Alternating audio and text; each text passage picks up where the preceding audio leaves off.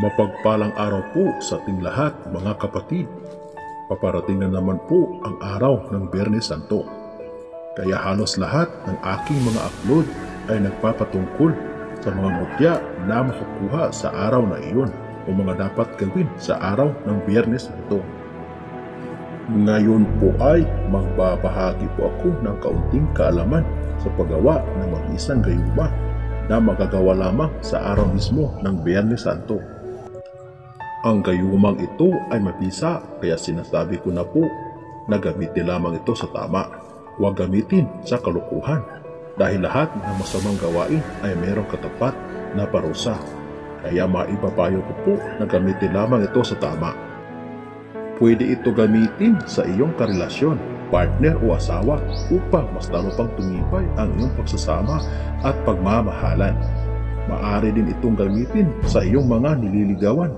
Basta't siguruhin lamang na mahal mo ang taong iyon at hangad mo ang inyong kaligayahan ng panghabang buhay. Kapag nagawa mo ito sa araw ng Biyernes Santo, kahit kanino po ay pwede po gumamit nito. Mapababae sa babae, lalaki sa lalaki, maging sa matanda ay po pwede po ito. Pamamaraan sa paggawa nito. Ihanda ang mga sangkap nito bukas sa araw ng Huwebes. Dapat tandaan kung saan nakapwesto o makukuha ang mga sangkap na inyong gagamitin nang sa gayon sa araw ng Biyernes Santo ay madali na lang ang pagkuha ng nasabing sangkap. Sa araw mismo ng Biyernes Santo, sa oras ng alas 12 ng tanghali, ay kolektahin na ang nasabing sangkap. Una ay kumuha ng buhangin sa dagat.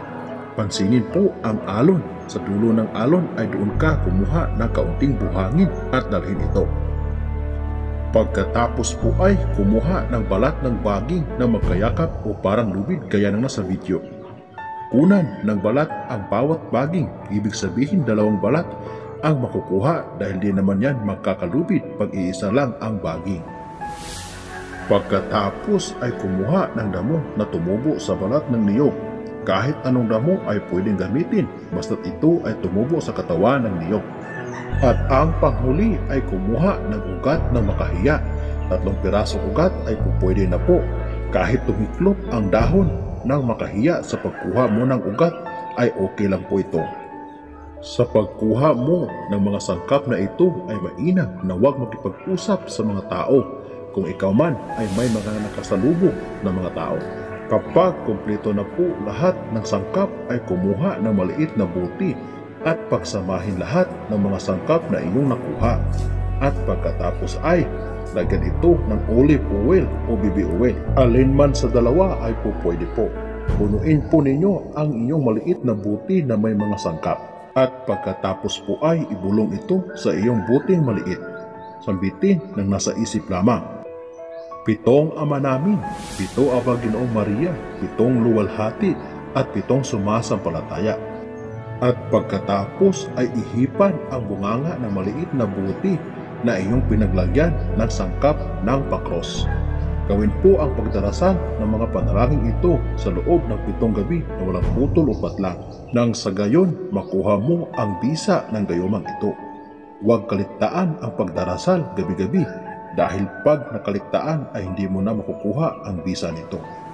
Pagkatapos ng 7 gabing pagdarasal, ay maaari na itong gamitin. Pwede ito pambatak sa pagkain ng iyong target.